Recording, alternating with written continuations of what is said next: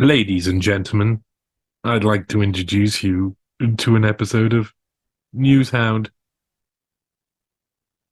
Hello, I'm Johnny Vedmore. Welcome to this episode of NEWSHOUND. And there's lots of people talking about one person in particular online, Elon Musk. So let's go find out something about him that you might not have known before, instead of finding out loads of things that you've been told over and over again by every single news station around. And at NEWSHOUND, what we tend to do is go into the archives. And so I wanted to find out, and this is really relevant. It's really interesting how these link up. I wanted to find out where you would find stuff about Elon Musk in the archives, how far back it would go, looking at old newspapers, looking at old articles, seeing if there's something special, something that no one's noticed. And well, of course, I've got my basic limited knowledge of Musk at the moment. I haven't gone into him loads and loads and loads, so we're at the start of this little adventure into the land of Musk, the land of Sylvester McMuskie McBean. If anybody seen the Sneetches and Dr. Seuss, he's the man who convinces all of the Sneetches who don't have stars on their bellies that if they had stars on their bellies, then they'd be happier. And then the other ones end up wanting the stars off their belly. And he can do that for you too. And then before you knew it, no one knows who's got the stars on their belly. Well, Sylvester McMuskie McBean has been busy away buying up Twitter for the reason that he wants to turn it into the Everything app. And this has been something that's a long time coming. And if you look at the history of Musk in general, you will discover that a lot of his history has been about taking data and combining it into one place. That's what, to be honest, that's most of the internet. So if you've worked in creating internet sites or other things, and you do that in some way, shape, or form. But Muskie has been doing it in a very particular way, shape, and form from the very start. Now, a lot of people, you would say to and how did Musk come to success? How did he get known? And people would say PayPal. He invented PayPal, which of course isn't true. Three other guys kind of invented PayPal, and it's a lot more complicated. And there was mergers between companies, and eventually Musk was part of the team. But originally, Musk came to fame with something called Zip2. And not many of you will know Zip2. And I thought I'll go back in time and I'll discover what Zip2 is, and I'll work out what's actually happening there. Because you can't go into these things with a conspiracy-minded approach. You've got to go and look at these things with the idea that they could be innocent, but they could not be. They could be something that was used just as they were meant to, they're said to be or sold as at the time, or they could be something else. And if you look at people like Musk and other people, you work out very quickly that there's some form of intelligence link in a lot of what he does. You don't get to be head of SpaceX and Tesla and doing all this stuff without at some point on numerous occasions being vetted and accepted by the people above. And that vetting is usually done by intelligence agencies and the intelligence apparatus, national security apparatus, which of course is completely aligned and interwoven with intelligence.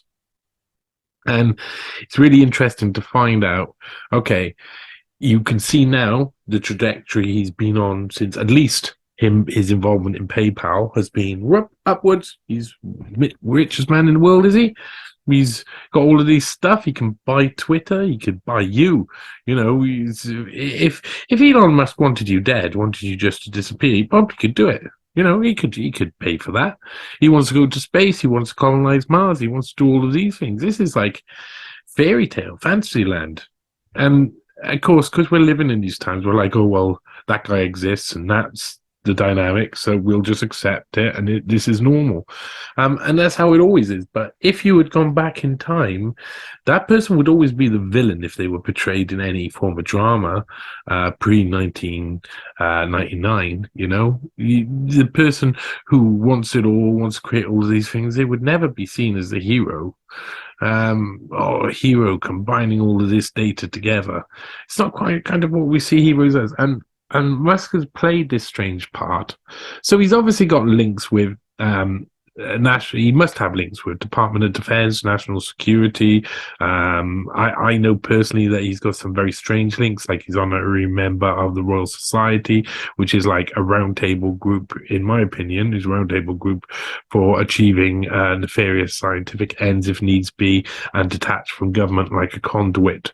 There's lots of these organizations that are just conduits for the government to distance themselves from an action where it might come back against them, or people in general, just people who are power saying, I don't want that thing to affect me. These people are going to sort it out through this way via this, and they're going to get these people, and it's going to slowly distance, like NGOs distance. You got NGDOs, so non-governmental development organizations, and they fund then NGOs, and then those fund certain things on the street, and maybe handing out leaflets or giving advice or legal services or things like this on the street, and those then have an actual effect. But if you actually go back, it's not just the NGDO or the grant-making companies that make the NGO exist. It's actually usually a state body, a governmental body, who needs to distance themselves from the governmental operation that they're putting in there for propaganda reasons or other things. So there's always, like, I'm studying this at the moment, and there's always like this distance they got to put between government and what actually happens. So Elon Musk is like this private entrepreneur who has risen up through the ranks through all of this technology, and is one of the most cleverest people in the world, really clever guy. Ooh. And he's been given this mythos and this it's like synthetic light around him, and that's always got to be suspicious, especially to those who investigate things. That's always got to be suspicious. If you investigate things and everything seems too good to be true, and it all revolves around one guy, and he's the be all and end all of everything, you've got problems. And that's not just from over dramatizing a situation, that is from reality. I mean, if you've got one guy who's responsible for everything, that one guy is going to make a mistake and he's going to be held accountable. But if he's got too much power to be held to account, and he won't be held accountable, and loads of people will suffer, and etc., etc. So it's only a matter of time before Elon Musk does something which puts him in a position where he isn't seen as Mr. Nice Guy anymore. And with this march towards future tech, the march towards space travel, mining, and the fourth industrial revolution right round the corner, you can see that Musk is somebody who's going to play a vital role in everything. His character, his part in this play, will be a high-level one right now, and in the grand scheme of things will be an obvious part that we'll be able to define clearer with when history is unfolded. For now, we need to find out who Musk is. And so I always say, let's go to the very beginning, a very good place to start. And let's go back to a project he was working on originally, before PayPal, and it's the first mentions of him within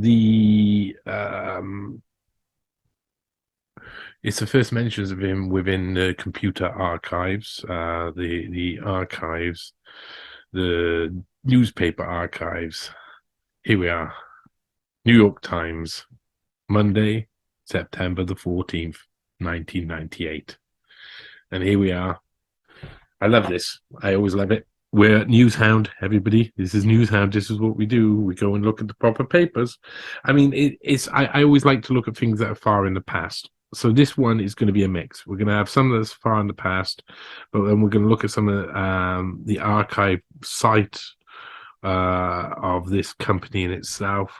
We're also going to look at some of the details around it and some of the other things, and we're going to find out that some of this is interesting, some of this may not be all it seems, and that if you use your brain power to say, logically, to say, Elon Musk is this person now, you have to accept that he could have been that person all along. And so that means that should give you a different light to look at this information and say, okay, is it this, is it this, is it this, or is it this? So have more choices to what you think it might be. So we're back in the New York Times now. I like New York Times. They have a fantastic archive. The Grey Lady, grey she is. Grey she is. And here we are. Oh, it's, the real internet action is local. Online city guides compete in increasingly crowded field. So this is already an extremely interesting piece, in my opinion. And let me see if I can make it bigger. No. So this is by Laurie Flynn, and this talks about something that Elon Musk was involved in. So this is one of his first. Now, this is, I'll explain the company in more detail. And I think his involvement is from about 1995, 1996. And this is the first big sort of step he's got onto the world. So we'll see the first mention of him soon. And there's someone else who's got a really silly name. The real internet action is local. That's what this article says. Online city guides compete in increasingly crowded field. Now, 1998, the internet was announced in 1991 by Tim Berners-Lee on Usenet. By 1994, Jeff Bezos is setting up Amazon, and Hazley Minor is setting up CNET. Things are developing quickly all around the place. Windows 95 is on its way, and that will revolutionize desktop computing operating systems, and give us this real sense, like go from, I think it was Windows 3.1, 2 or whatever, will give us this new world of home computing. And that's what they were trying to design. They were trying to make sure that we all got on to computers. And by 1998, most of us didn't have much in the way of a computer in our house. At this point, my dad had a computer for about 2 years, 3 years. It'd broken many times, and I had to learn to fix it. It was a tiny computer. It was 266 megahertz processor in it. I think that's what it was. It was so, it was really hard to run anything. He wanted it to do loads, but it couldn't do loads, of course, because the technology wasn't ready yet. And by 1998, that was the first time where we got proper computer rooms. Like, we got a whole IT section put into our school. Before, it had just been a computer room with mostly computers that don't work, where you could only run a couple of programs. So computer IT was sort of like not something that was taken seriously until around this time. So you see it being talked more about in the papers. And there's a reason behind it. Forget all the talk about global freewheeling internet. Nearly 2 years after the first online city guides appeared, many companies are still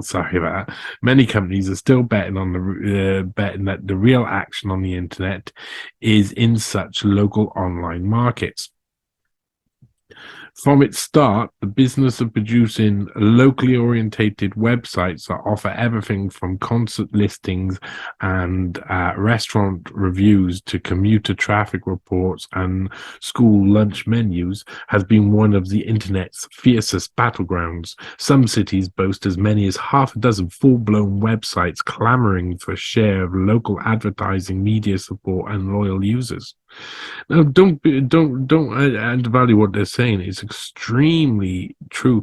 The ones who knew what the internet was going to be were going to make loads of money. I mean, I covered this in the Jeff Bezos article. I mentioned Jeff Bezos and Hazley Minor because I personally come across that information myself and vetted it when I was writing the Jeff Bezos piece. And D.E. Shaw, the people that kind of like rose Jeff Bezos to power, had foreseen that the internet was going to be big and knew that that would mean that only certain platforms, like in each sector, would sort of win out, and that it would end up being some sort of like almost like a communist sort of like entity online, one big thing to do every different thing, and then eventually that would turn into one app or website that would do everything. So think about this. Think about what what it says here. From its start as business of producing locally orientated websites that offer everything from concert listings and restaurant reviews to commuter traffic reports and school lunch menus. Everything. The everything app. Already it's a start. The people can see it or people cannot see it at this point. And personally, I wouldn't have been able to see it at this point. None of us knew. We were like, oh, always step by step. Oh, we've just got computers. Oh, we just got the next new game. Oh, we just got this computer package that allows us to do photographs. Oh, that'll keep us busy for a year and a half. Oh, we just got this new word processing package or translation tool, and all of these things would keep us busy and keep us interested, but we wouldn't necessarily be able to see how that's going to unfold down the line. The lure is tempting indeed. Local businesses in the United States will spend a total of $70 billion on advertising this year. Of that, says Jupiter Communications, the internet search firm in New York, 700 million will be spent online, a figure that analysts say will almost double in 1999 and will continue to rise well into the next century. Clearly, not all the local web guides that have sprung up can survive in the market crowded with nearly indistinguishable competitors. Already, the business has shown signs of cracking. Earlier this year, the Microsoft Corporation was forced back to the labs for a new approach in its network of local guides, laying off a quarter of its editorial staff in the meantime. Likewise, America Online's Digital City has regrouped in a process that cut 80 staff members. It's one of those areas where you have too many people doing close to the same thing, Patrick Keenan, analyst at Jupiter Communications, said. So far, there have been few real casualties, and new partnerships are leading to new sites and new business strategies every day. Most certainly, for example, City Search, a pioneer in city guides, merged with Ticketmaster unit of the USA Networks with the idea of more closely integrating event listings with the ability to sell tickets immediately to the event. Now I'm going to skip through some of this and get down to here. City Search of Pasadena, California, is in a quiet period as it prepares to go public. So executives were not able to comment on their strategy. But the merger with Ticketmaster last month is perhaps the best signal yet that online guides are quickly moving from simply providing information to performing transactions. Perhaps the most notable online activity recently has been in the newspaper business. Think about this, where the aggressive upstart Zip2, very important, this is Elon Musk's first proper company, has managed to forge partnerships with 160 papers around the country. 20 of those deals have led to full-scale city guides, says Elon Musk, chairman and founder of Zip2, which is based in Mount View, California. The remaining deals have produced local guides within newspapers' websites. Among the full-scale guide is New York. Today, a result of a partnership between Zip2 and the New York Times, what we're reading, one of the primary things Zip2 provides newspapers is an online yellow pages with links directly to store listings and reviews. Zip2 also offers a personalization feature, calendar, listing, and free email. Through a deal with Zip2, the Boston Globe, New York Times Company newspaper offer events and local information as part of Boston.com, the regional website it created in 1995. Most analysts agree that local newspapers could have an inherent advantage in local online market because they can tap material they already developed for print and use the strength of their brand to attract both advertisers and customers. We always said that it's the newspapers industry battle to lose. It's the newspapers industry's battle to lose, said Mr. Keene wait a minute, let's see where he's of now, said Mr. Keene of Jupiter. City Search also linked up with newspapers, including Los Angeles Times, which owns the Times Mirror Company, the Times Out New York, a weekly art entertainment magazine, the Toronto Star, owned by the Torstar Corporation, is working with City Search and TeleDirect, a local phone company that supplies yellow page listings. Likewise, in the crowded New York market, Microsoft Sidewalk licenses entertainment listings from Village Voice. Look at this name coming up now. The most innovative newspaper effort may be the Real Cities Network, started a year ago by Knight Ridder, publisher of a chain that includes the Miami Herald, the Philadelphia Inquirer, and the San Jose Mercury News. The idea is to give online media buyers a network for placing local web ads, while giving the website access to editorial material and tools like NewsHound program, which delivers news personalized to the needs of each user. Now that I didn't notice when I read the article briefly before, but shh, don't tell anyone. They've got a NewsHound program. Oh my God. You're watching NewsHound, but in the future.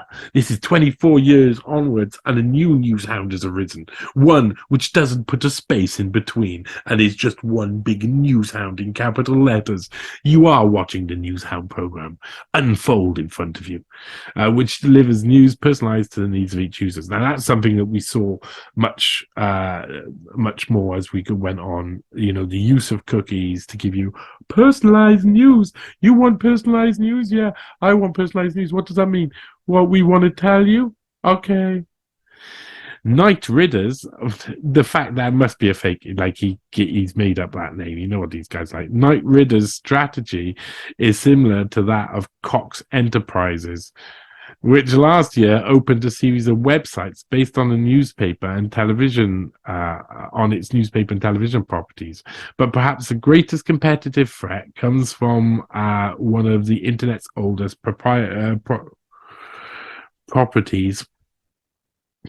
like to call it properties. Yahoo, which offers links to local content and has become a front door for millions of internet users. Though Yahoo's half-dozen local sites do not offer much in the way of original content, they do carry brand recognition, and they already have a captive audience, which might prove crucial in the long run. We think the real battle is with Yahoo and AOL to become a local portal, Mr. Musk of Zip2 said. They're building down to the local level, whereas we're building up to it. So there you go. That's a Musk quote there. One of the earliest Musk quotes, the earliest one I can find in New York Times, the earliest one I can find in 4 or 5 of the newspaper archives.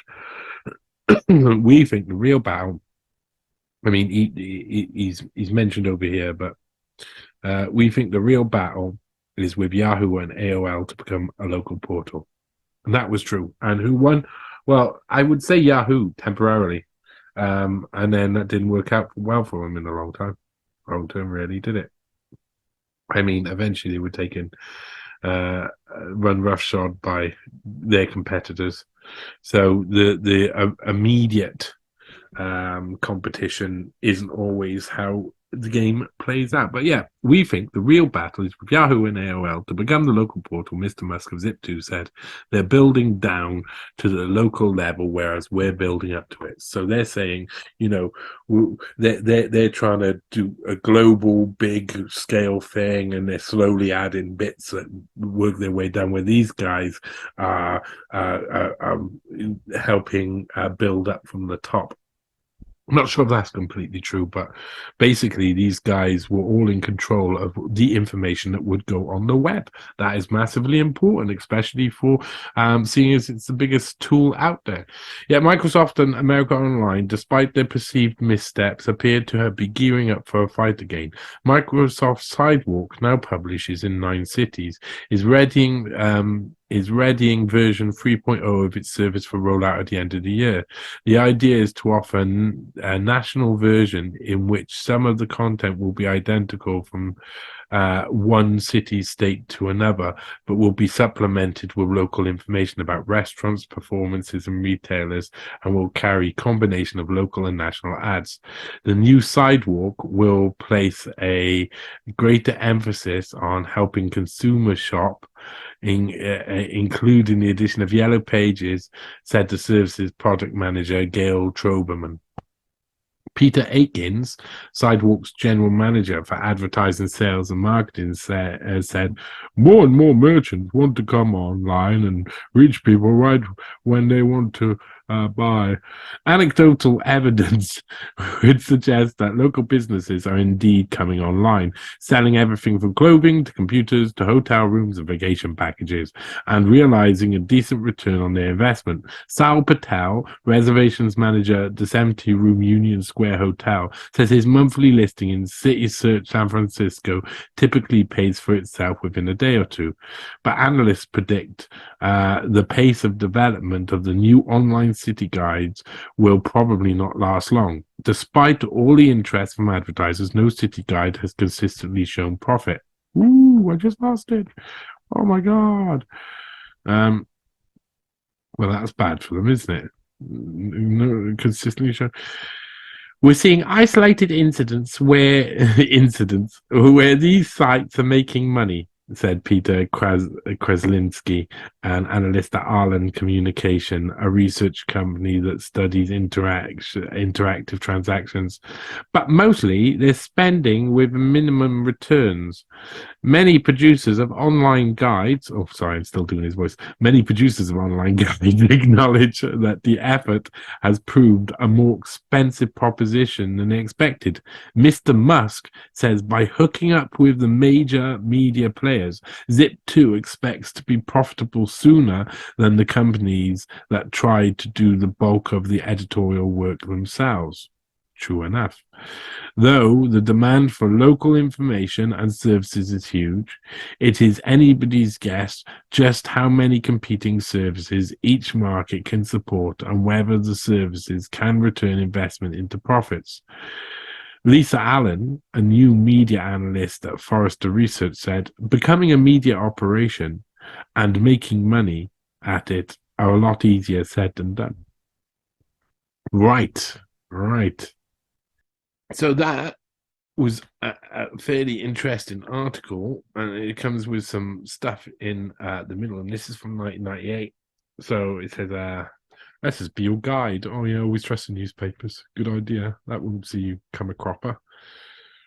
The market for online city guides is growing rapidly, with, it seems, just about everyone putting together a site on the web. Here are a few national site guides to New York City. So Digital City, AOL Digital City, they show that. It looks like it's Bill Clinton over there. I can't really see that. Mistakes led to layoff of 80 people, but it's a great brand recognition. Oh, what great brand recognition, although it fails to produce anything. New York City Search.com, City Search. Woo! Has a... there you go. With its merger with US network Ticketmaster, it can sell to events it lists. New York City says, well, that's going to be pretty... Microsoft Sidewalk. laid off a quarter of its staff earlier this year, but is rolling out a new version of its service. Yahoo Get Local is down there. Ooh, 3.7 million views.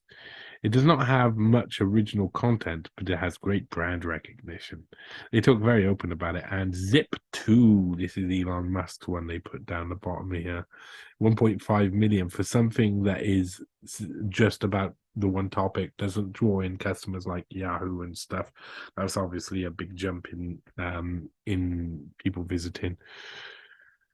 Gets local guides from newspapers like New York Today from New York Times. Yeah, okay, so New York Today, New York Times, you can go and you can check out what's going on in the different places. It combines it all together, all very clever. And this whole thing is the start of something, isn't it?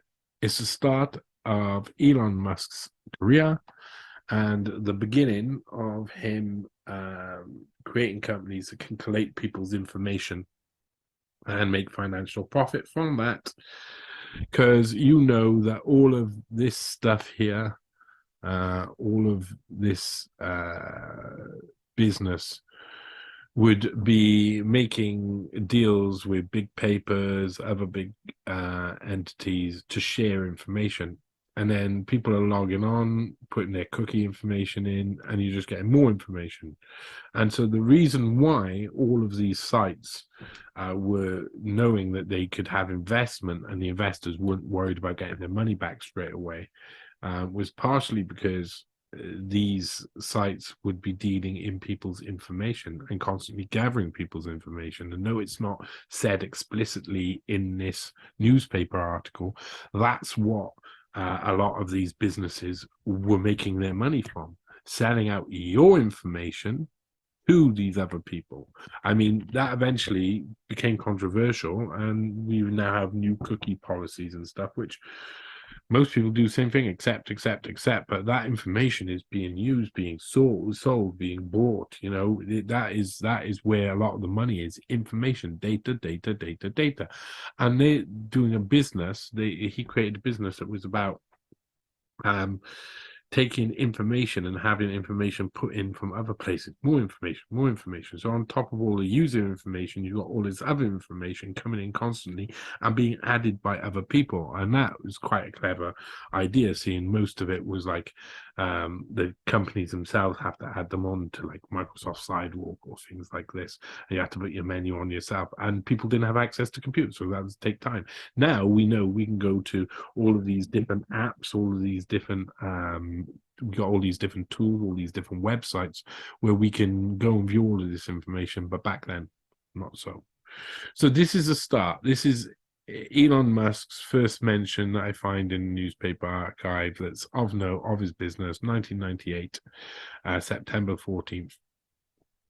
So it's extremely interesting, and just not that long after, just in February, 25th of February the next year, yeah, Thursday, 25th of February the next year, they're talking about this new exciting opportunity. They're talking about it in the Daily Record. This is probably the Daily Record. Scotland's leading newspaper, the Daily Record, and the Sunday Mail have announced a partnership with Zip2, the world's #1 provider of internet platform solutions for media companies.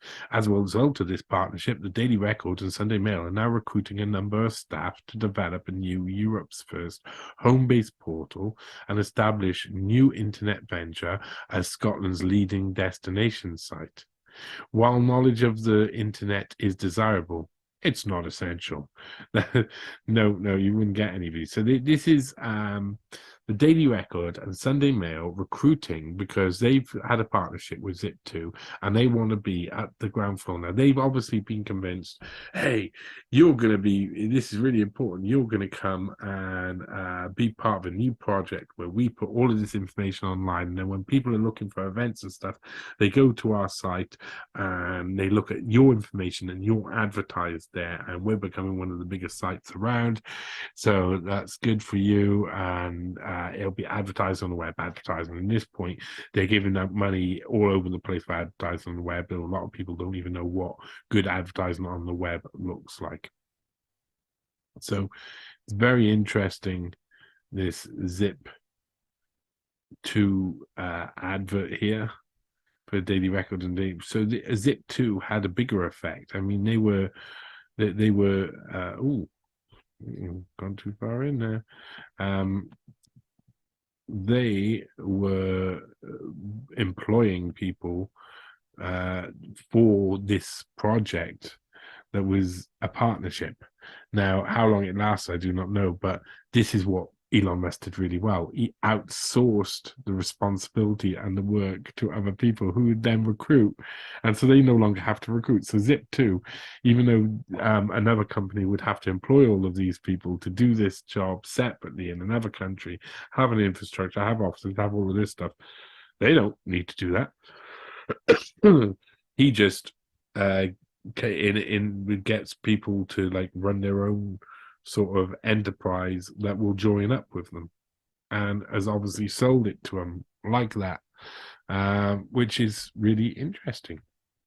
I find it interesting anyway.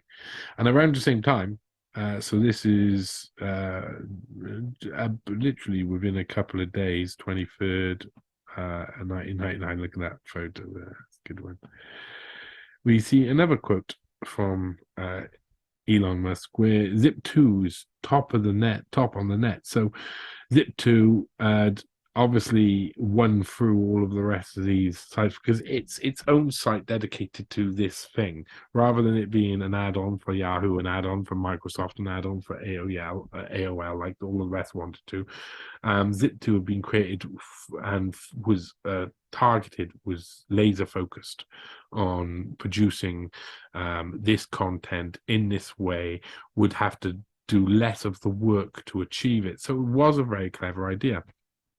But again, this is about getting information, saving data, saving information, and selling off information as well, because they would have been doing that all of the time.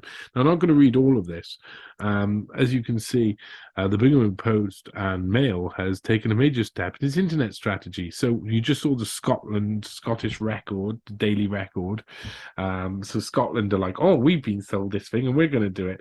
Now this Ponzi scheme, this Zip2 Ponzi scheme has been given over to the Birmingham Post and Mail. They've been convinced to become strategic partners with Zip2, provider of internet platform solutions for media companies. As a result, and that's what listen to what they call it: strategic partnership with Zip2, provider of internet platform solutions for media companies. So they weren't limiting themselves, and they were targeting the media companies. Originally, it was so that they could bring users content. That was the reason. But now it's just so that they can raise the brand. It's been redesigned as you can raise the brand of your own media organization by having an online presence and all of your listings down there, so people are typing in your name on the search bars. The deal marks an expansion of Mirror's internet activities. So obviously this was a previous deal with the Mirror Group. So it says parent company Mirror Group has entered into a partnership. Mirror Group used to be run by Robert Maxwell at one point.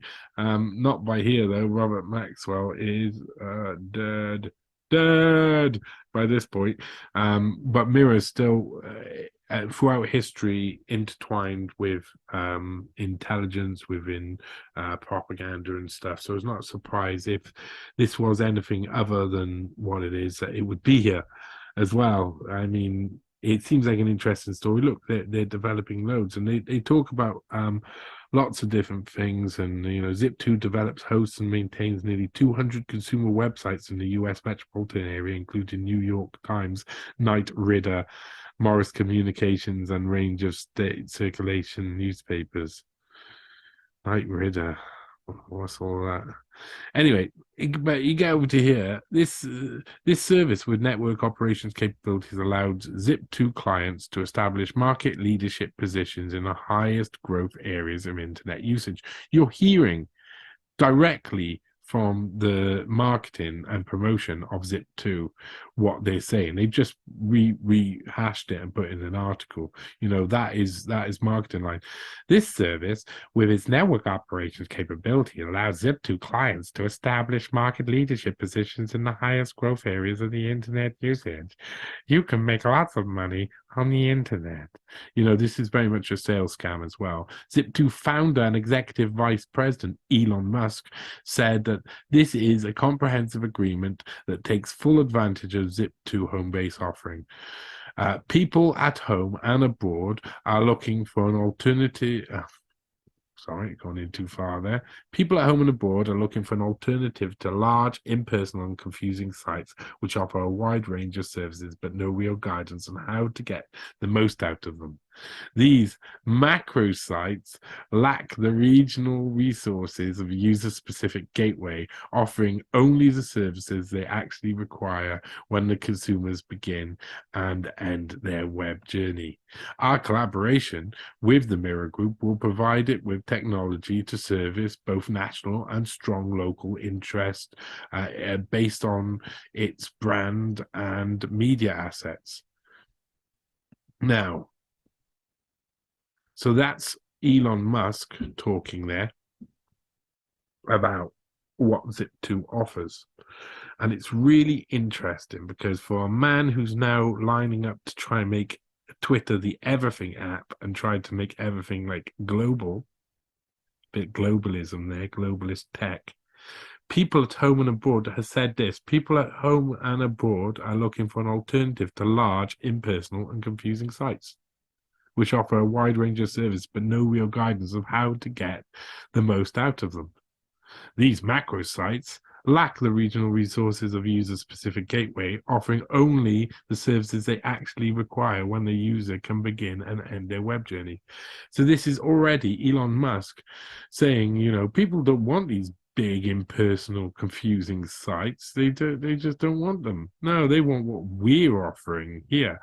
Well, what he's offering will change over time, won't they? To big, impersonal sites. But that's what happens when you go up the ladder. I thought I'd show you that. I think it's very interesting. Let's look at that picture again. There's a silly picture. Yes, it is. Oh, and there's more. Yeah, sorry, that was a repeat there. So let's go to the site itself.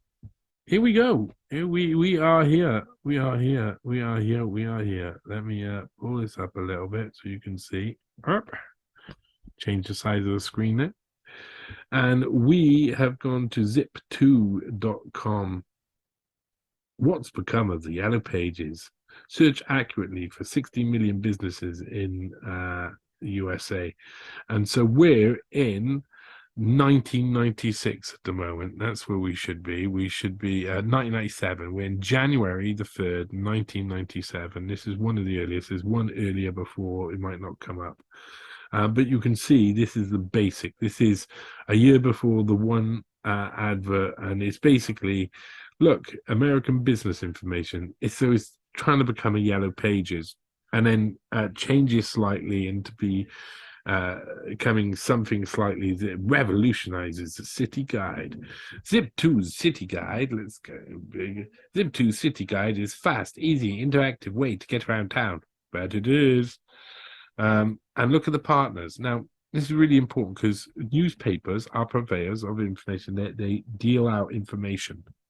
That's what they do. They deal in data, they write down data, but they also take data. They get delivered all over the place. Data, data, data. And these guys, they're already partners with New York Times and others who have really, Seattle Times, Boston Globe, these Miami Herald, these are big newspapers. These are big newspapers, and Zip2's already there. Let's go back again to January 1997, and let's go discover about Zip2 back then. So you can see I've just clicked on a couple of these already.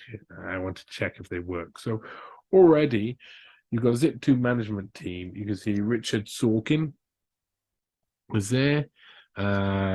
Previously, Richard has also held positions in Phoenix Technologies, Procat Computer, Ashton Tate, Goldman Sachs Equity Research, and Bain and Company. Bain Capital was supply.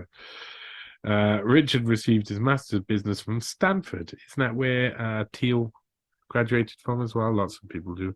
And graduated with honors from Yale. Oh, not a surprise. All establishment, all the way down. All turtles, all the way down. Multimedia production for IBM compatible PCs and developers things. So he's been doing some interesting stuff. And there you go. CTO and founder Elon Musk from web capture page 1997. So this is the earliest record we've gone back to on this news hound of Elon Musk. Elon published his first computer program at the age of 12, and 4 years later achieved the highest possible grade in the IBM aptitude test for engineers. Elon went on to work for Pinnacle Research, rocket science, and Microsoft. Ah, I didn't know he worked for Microsoft. Did you know he worked for Microsoft? That's interesting. I wonder what he was doing at Microsoft then. Do you wonder what he was doing at Microsoft? I wonder what he was doing at Microsoft. I really like to know. I mean, IBM, that's a unit to go through, isn't it? Unit, you want an aptitude test? Yeah. Does that include any type of salutes or anything? Who knows? Well, just saying they've got a history. But yeah, went on to work for Pinnacle Research, Rocket Science, and Microsoft. I just did not know he worked for Microsoft. Wow, he was a Microsoft engineer at one point. That's interesting. Or Microsoft something. He developed original business concept and initial technology for Zip2 and is now Chief Technology Officer for the company. Elon graduated with a degree in finance from the Wharton School. Ooh, that's a place. A degree in physics from the University of Pennsylvania and deferred graduate study in energy physics at Stanford to co-found Zip2. So he was also doing something at Stanford. Maybe reason why he and Thiel ended up getting together. And obviously there's a few other guys. Here you go. This is Jim Ambrose. Developer Magic provided silicon graphic workstations with technology that created realistic effects used by Industrial Light and Magic for films such as Jurassic Park, Terminator 2, Judgment Day, and Twister. Forgive them of everything. They are forgiven. Teresa Kirsten, Vice President of Marketing. Of course, they're going to get the woman in to do the marketing back then. And there you go, Bruce Murray, another Yale College graduate down there.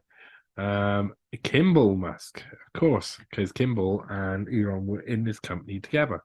So Kimball Musk found out after managing a thriving small business for 2 years, Kimball joined the internet hardware firm as a market analysis and sales manager, convinced of the internet's potential. He's not wrong there. Kimball left to co-found Zip2, seeing the internet as a new and better media for connecting the consumer and the local merchant. With a strong feel for local business, for the local business owner, and a clear understanding of the internet consumer, Kimball has worked from the very beginning to ensure that these two groups have always found value at Zip2 services. Oh, God, they just don't stop. So Kimball graduated from Queen's University Business School in Canada. That's an interesting one to have gone to. And Greg Curry, who's one of the main founders of this, he is one of the main founders. Real estate developer in the United States, etc. Graduated Western Ontario. Co-founders Zip2, yes. Okay. Now, what I really do find interesting there is this mention that Elon Musk worked for Microsoft. I did not know that. I did not know that. I want to go and learn more, but my path is aligned with trying to find out what Elon Musk has been up to in the past. So it's only a matter of time before I do find out what's been going on, Mr. Musk. So back here, as you see, this was down in Palo Alto. This is their website back in '97, and so gives us a good example of who's who and who they're working with. And time goes on eventually. Oh, wait a minute, so we're looking at Time Magazine's little rundown of the life and times, the complete timeline of Elon Musk's business endeavors. And so I want to have a look at this because we're looking at Zip2 here. We're just having a little look, just having a little goosey gander, just seeing if we find any information that's interesting. It says on the timeline, along with his brother, Musk founded Zip2, an online business directory, as an online alternative to standard paper yellow pages. Google would not launch until 1998. He sold it for over 300 million in 1999 to Compaq Computer Corporation. Compaq. Musk was ousted as CEO in 1996. However, when the board of directors decided to install a more experienced leader in his stead, so he was actually ousted in 1996, but they had him speaking a lot. Musk invested some of his windfall from the Zip2 sale into his next venture, XCOM, an online bank launched with 3 other co-founders. XCOM's business model was innovative for its time, in that it was incentivized signups and eased the process of transferring funds digitally with no need for mail or traditional banking infrastructure. In an interview with CBS Market Watch at the time of the launch, Musk explained his business. There are no minimum balances. You can open an account and receive $20 promotional offer in your checking account. You can move $8 to your S&P fund, $3 each to your money market and bond fund, and be left with $6 in your checking account. Oh, they're trying to market to me. Give me a second. Climate is everything. Oh, you assholes. This is, of course, it's Mark Benioff. So this is Time Magazine. Is a pain in the ass. Bullshit. Don't listen to him. He went on to expand more philosophically on the new company. In my view, the internet had gone through a couple of stages and was ready for another stage, he said. The first stage was where people could trust the internet for information that he dealt in, as we've seen with Zip2. This was perhaps 95 or 96. The second was to trust the internet for purchases and begin to use credit cards online to buy books, toys, pets, pet food, and that kind of thing. I think we're at the third stage now where people are ready for to use the internet for their main financial repository. Now, that's really interesting because he recognizes something, and then comes 2000 PayPal. XCOM merges with software company Confinity just 1 year later, forming PayPal. So that's just after. Look at that dude. Look at it. Like, Teal looks like the most evil man. Is like what Damien should look like when he's grown up in The Omen is just exactly right. And look at this. Oh my God, that look. Look at it. Oh, can't get over it. So that's 2000. So we're looking at pre-millennial introduction of this, and it's really interesting that he says something here that's really important, that there's like multiple stages of what they're expecting the internet to be, and he's acting according to what he believes those stages to be. And a lot of the people involved at this high level knew already what had been mapped out. Even in late 80s, I've shown in the Bezos article with D.E. Shaw that D.E. Shaw's hedge fund knew what was coming, knew what the internet looked like, and knew what would be the winners before the internet had even been created. So we're always late to the party on this. And this is the monopolization before anybody else has sniffed that there's anything that can be gained from this. So X.com, which turns into PayPal eventually with the merger with Confinity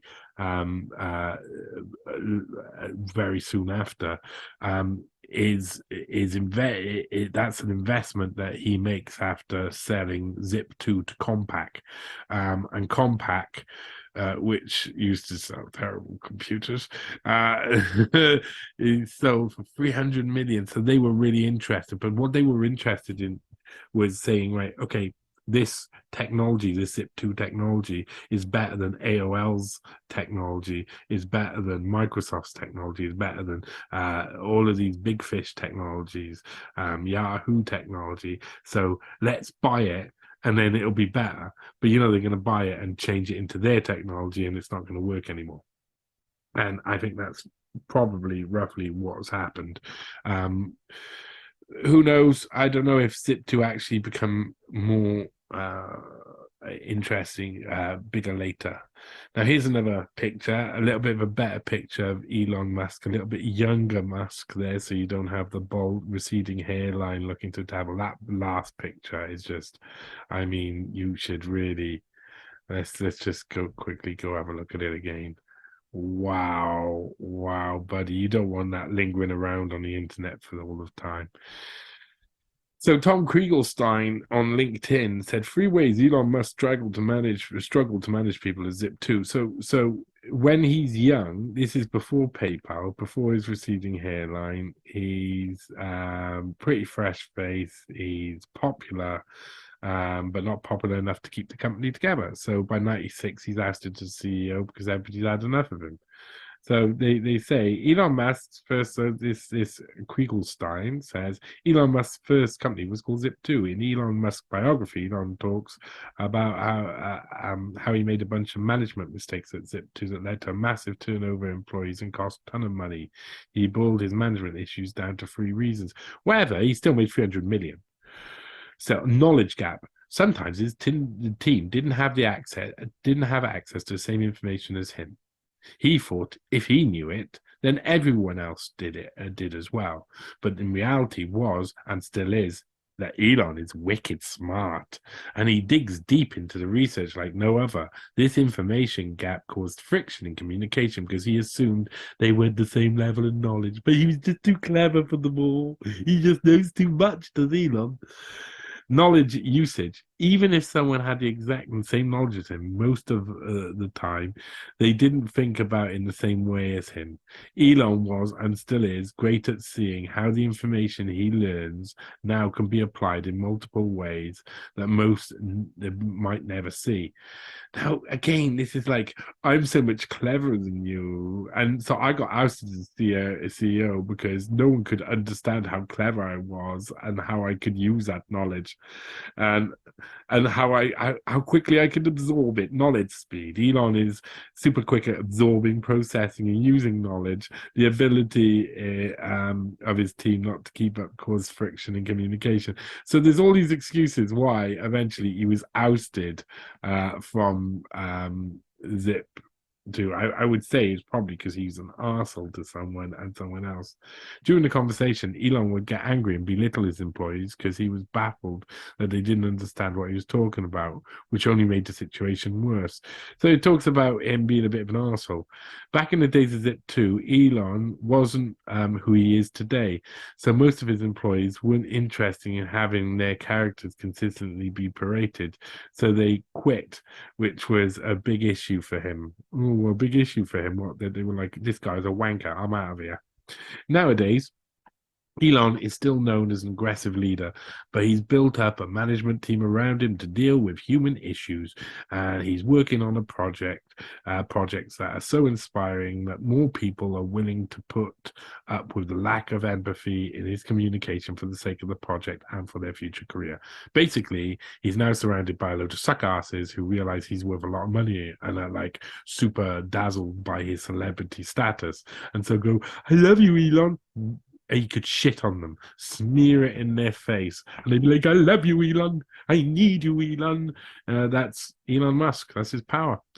And next time you are in communication with your team and it doesn't go well, instead of quickly passing the blame to your employees, be willing to objectively this guy goes on about how to sort out your leadership team because Tom Kriegelstein, he knows it from studying a young Elon Musk. And so, what's interesting? I found on Quora, I was having a little look around, and I found this one guy. They're talking about Elon Musk and his time at Zip2. And this guy said, I'll have to disagree with everyone here and say he is overrated. Because everybody's, of course, licking his ass. That's what everybody does with Musk. They're like, oh, please give me a little bit of that ass to lick so you can give me a little bit of your cake. It's sickening, and it's hero worship, and hero worship only leads to disappointment to those who worship their hero.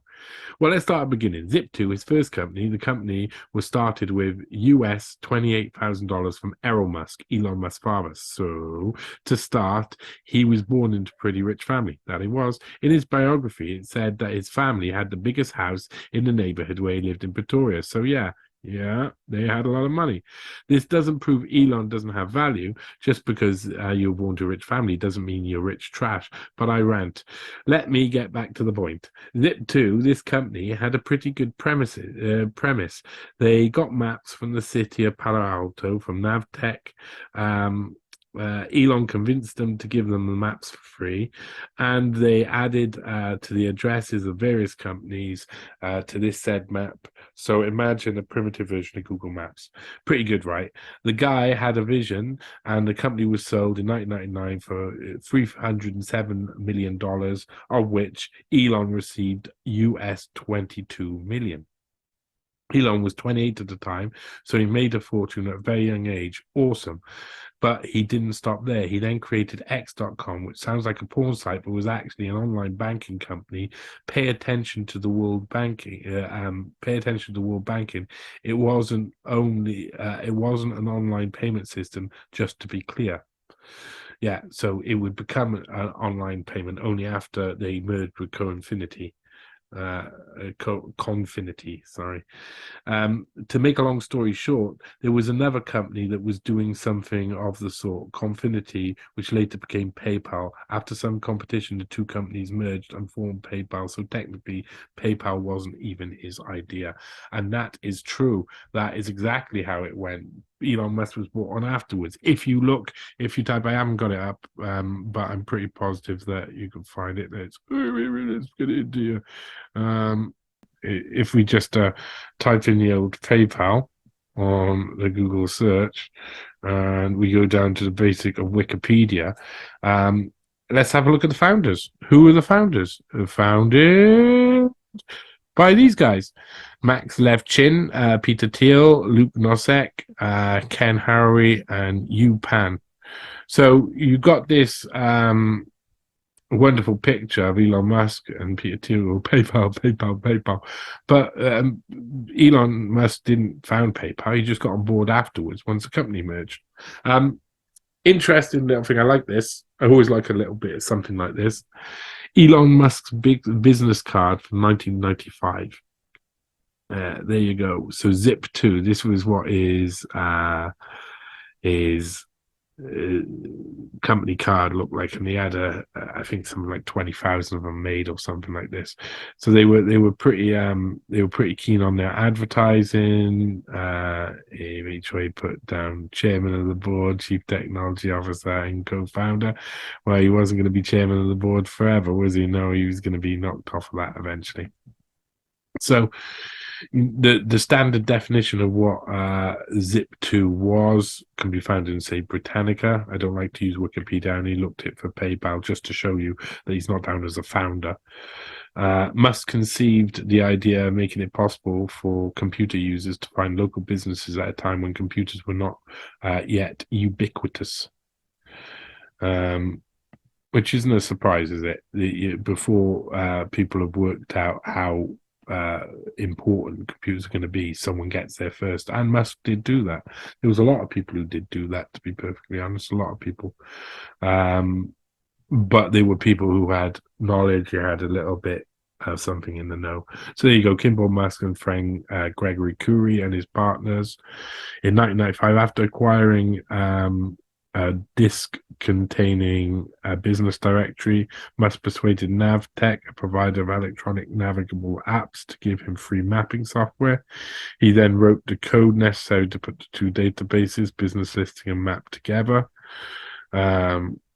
Musk described the company's mission by saying that everyone ought to be able to find the closest pizza parlor and to be able to figure out how to get there and able to persuade potential investors to get in financing.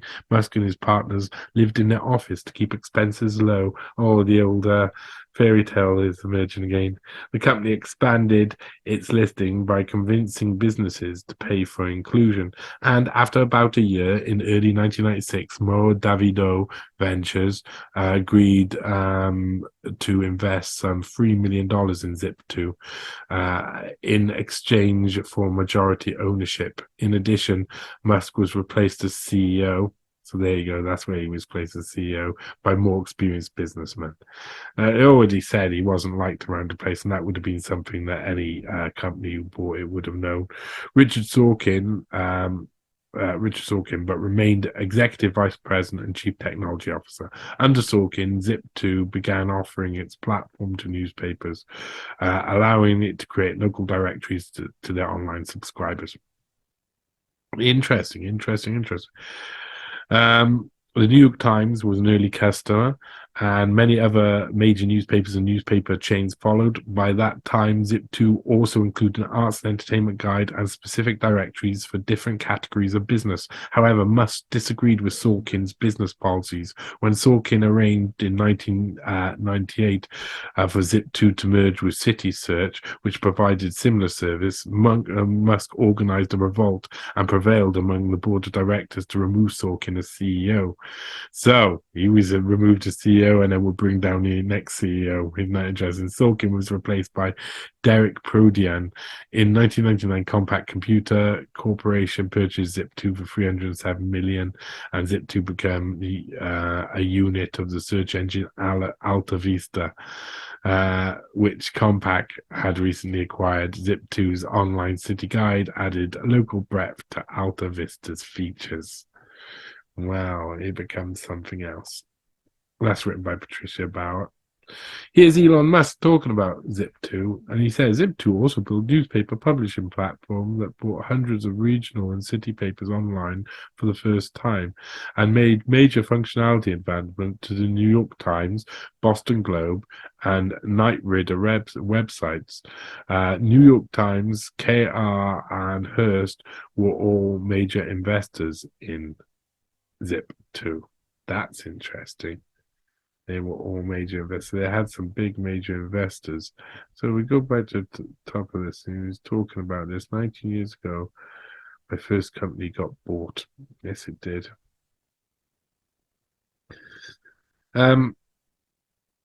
So it's an interesting, I mean, of course, with anything like this, there's interesting history behind it.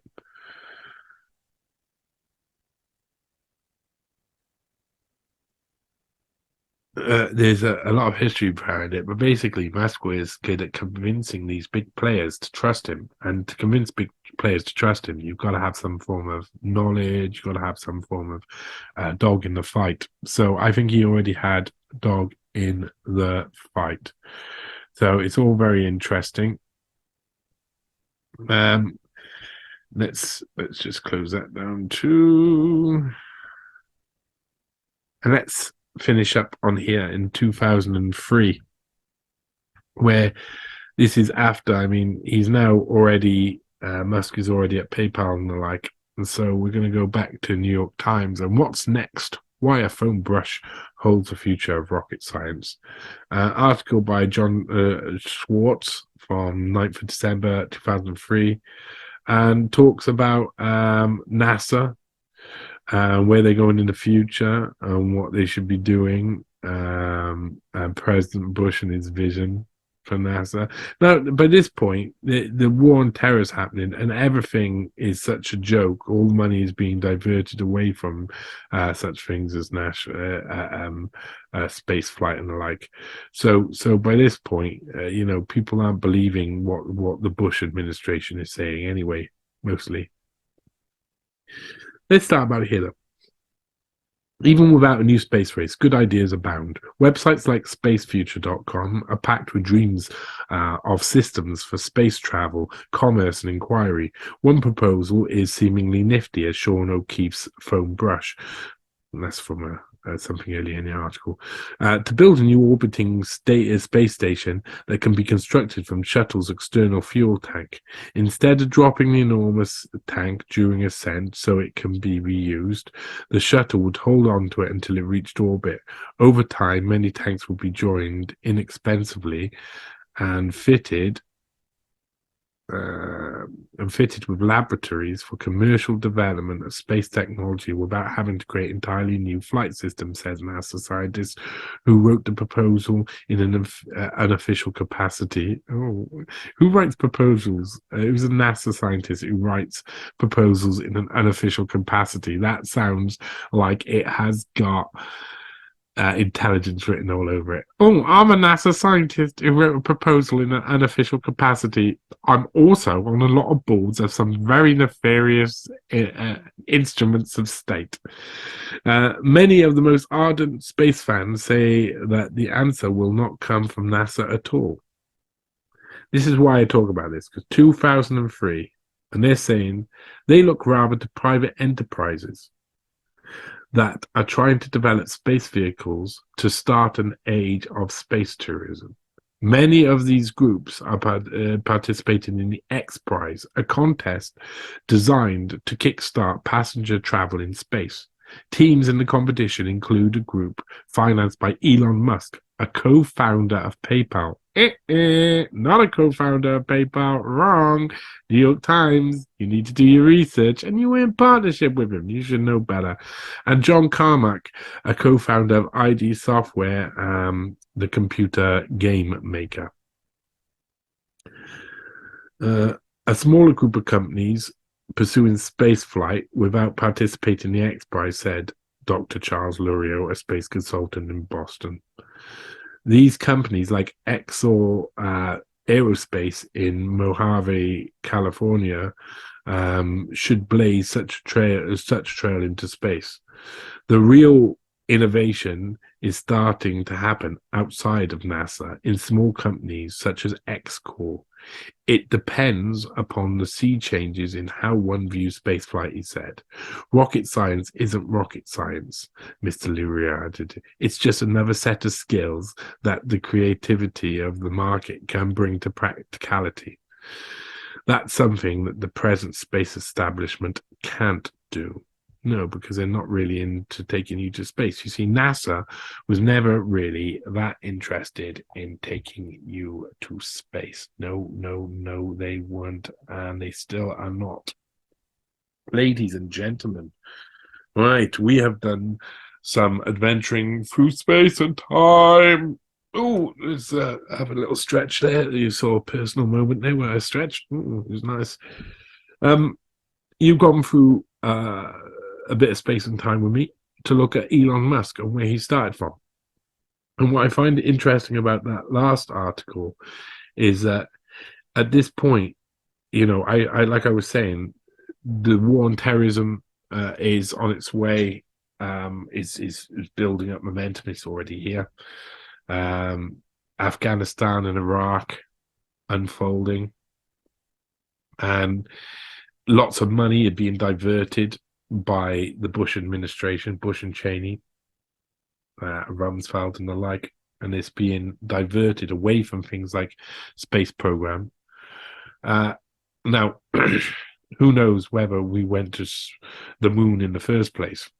I'm seriously starting to doubt it when people repeat how small or how inferior the technology was that was meant to get us to the moon.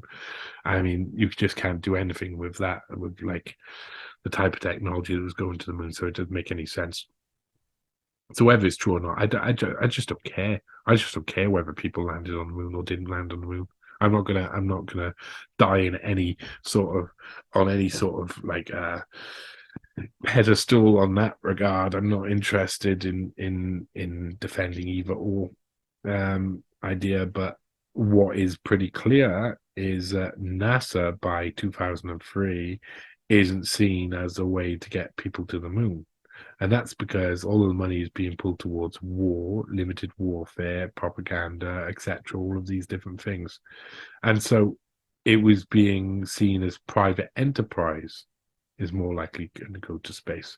Now, this is one of the things. Nationalizing space, everybody knows due to the Star Wars fiasco back in the 80s and 90s and the race for space by the communist Soviet Russia and the West. You know, there was a race for a space race that was supposedly won, but then nothing happened afterwards. We've never gone back, never needed to. It's all very suspicious. So the real people, the people who were going to take this mantle on, were always going to be private enterprise because they're going to end up having all of the money. That's how it works. Pareto distribution. All the money goes up, ends up in this elite circle at the top. So the people who have all the money at the top there have all of the ability to do all of the nifty little tricks, like trying to take people off the planet and stuff. And that's what we've seen with Elon Musk, that push towards that. And that was the first time, like the early noughties was the first time where they were like, okay, let's compete to be the companies that are going to take people to space. And have we seen that? I don't think it's even close. I mean, there's so many interesting points. I know it was a different era, a kind of different point in the technological revolution, the internet revolution, that Elon Musk at the start says, oh, you know, people don't want these big overarching technologies that do everything. And now he's trying to lead the way in creating the everything app. There's obviously massive different periods in technological advancement as well. So it's not too much of a surprise that there's a different agenda at play by these people. What's really interesting is Elon Musk has been heading in a direction of information, money, and then space. But the space thing, well, like I say, a lot of what they do, if we all had Teslas, if we all had electric vehicles, we would have it to have lots of African children mining lithium and just destroying like massive habitats to be able to mine all of the necessary parts, necessary component to make the necessary components, the resources to make the necessary components. And a lot of people think that would just destroy everything. We'd just be going through everything. And like Herman Kahn in the past said that, you know, we don't have to worry. By the time we get to the point where we're doing big technological stuff, we're going to be able to go to space and mine meteors and asteroids or whatever. But that's not been what we've seen. We've seen still companies like Elon Musk with exploding rockets and cars that explode, everything that explodes. And Twitter, will that explode? Now, will it be is it just a cover to say, oh, we're going to create an everything app and then just slowly dismantle it from the inside or make it into something else, something that it wasn't before? Who knows? But I thought it was really important to go back to Zip2, have a little look. And what that says to me is that he was in one of the many important cyber realm businesses of collecting information and sourcing information and collating information. And it would be more than just the information about which bar to go and eat at. It would also be personal information. And back then, it was like a free fall on people's personal information because the rules hadn't been put in, the cookie policies hadn't been created. It were just taking as much information as possible. And so in using it for whatever. And so I think that's what you see within that period. You see them being able to make a lot of money off people's information. And then you can also see that there's been this, like, most people believe he's the founder of PayPal, and it's not. He's had another company that merged with PayPal, and eventually, very soon after, he's standing next to Peter Thiel at a computer with a receding hairline, and not long later, he's having probably butt hair stuck into his head. You know, that's how they do it. So Elon Musk has taken a bit of a journey in that time. And that's not rags to riches, because he got given money originally by his dad, as someone said. I haven't backed that up, but I will be backing up eventually.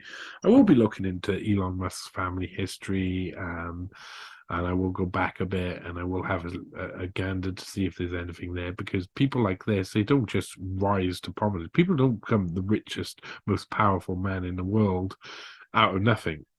It's not like you grew a seed. It's like, wow, look at this seed. This is amazing. No, that seed's been carefully bred, hybridized, back crossed throughout history to get what you got today.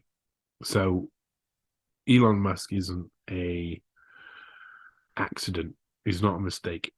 He's made to be the way he is. And he's made, and I'm not saying necessarily his parents, but the society, the state, the apparatus that he's gone into, the businesses that he's produced, has led him to be the person he is today. And if you look in the past, you see someone who says that, these big organizations using all the info, that's not what people want. Now that's what people want.